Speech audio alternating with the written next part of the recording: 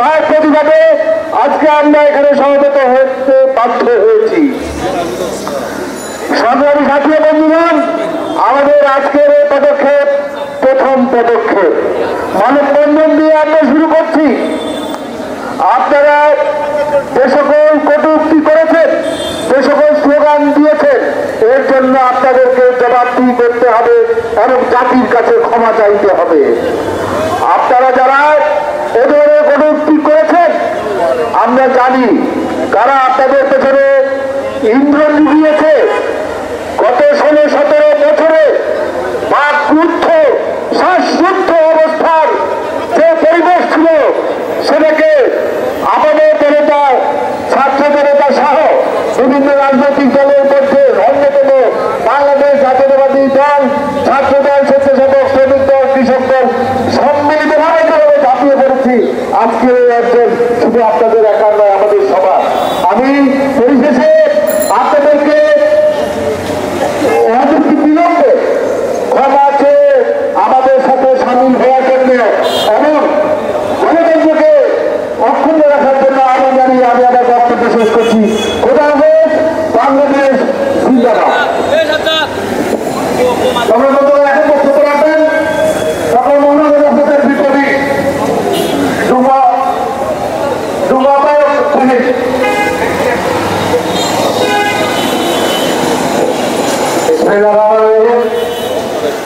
আজকের প্রতিবাদী মানববন্ধনের প্রধান অতিথি আমাদের এখানে এখনো আসেনি, আমরা ওনার অপেক্ষায় আছি।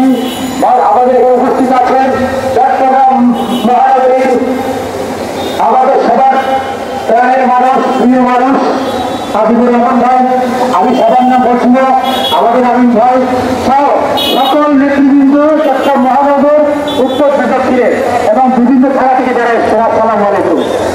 আমি শুধু একটি কথা বলতে চাই, স্বাধীনতার ঘোষক শহীদ প্রেসিডেন্ট জিয়াউর রহমানকে তারা অপমানিত করেছে, তাদেরকে এদেশের 18 কোটি মানুষ বড় ধরনের অপমানিত করবে এবং আপনারা সেই 71-এর শকুন আমরা ছবল মারার জন্য আমাদের দিকে আর তাকাবেন না।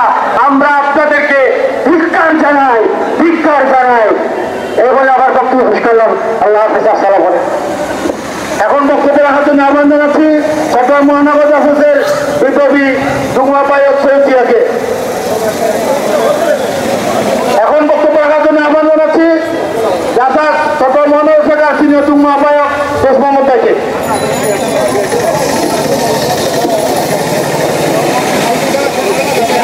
বিসমিল্লাহির রহমানির রহিম। আসসালামু আলাইকুম ওয়া রাহমাতুল্লাহি ওয়া বারাকাতুহু। চট্টগ্রাম মহানগর জাসাস, উত্তর জেলা জাসাস, দক্ষিণ জেলা জাসাস কর্তৃক আয়োজিত আজকের এই প্রতিবাদ সভার উপস্থিত আছেন, যার অক্লান্ত পরিশ্রমে আজকের প্রতিবাদ সভা এবং মানববন্ধন আমাদের কেন্দ্রীয় কমিটির আমিন ইসলাম ভাই, শিপন ভাই, আমাদের আহ্বায়ক মৌসা বাবলু এবং আমাদের নেতৃবৃন্দ।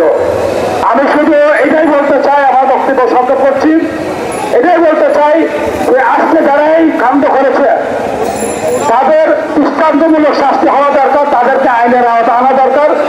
অতি বিলম্বে তাদেরকে গ্রেফতার করা হোক।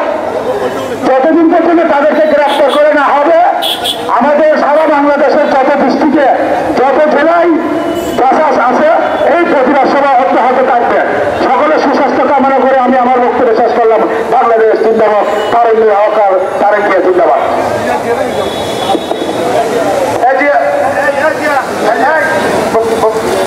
এখন বক্তব্য রাখার জন্য আহ্বান জানাচ্ছি জাসাস কেন্দ্রীয় কমিটির সাবেক সহ তথ্য গবেষণা সম্পাদিকা নাজমা সাহেবকে।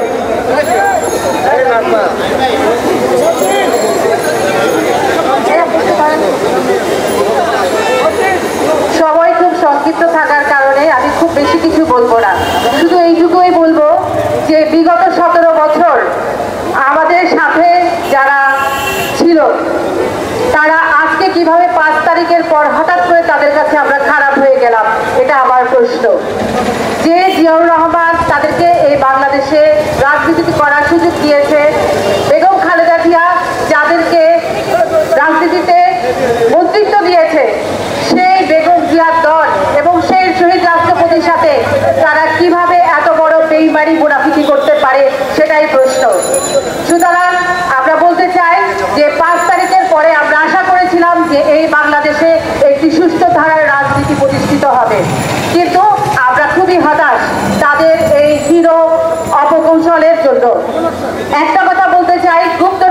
বাদ দিয়ে এখন প্রকাশ্যে রাজনীতি করুন, যদি সাহস থাকে এককভাবে নির্বাচন করুন। আপনারা কেন আমাদের উপরে, বিএনপির উপরে প্রেশার ক্রিয়েট করার জন্য, একটা সিট বাড়ানোর জন্য আপনারা এত বাহাদুরি করছেন?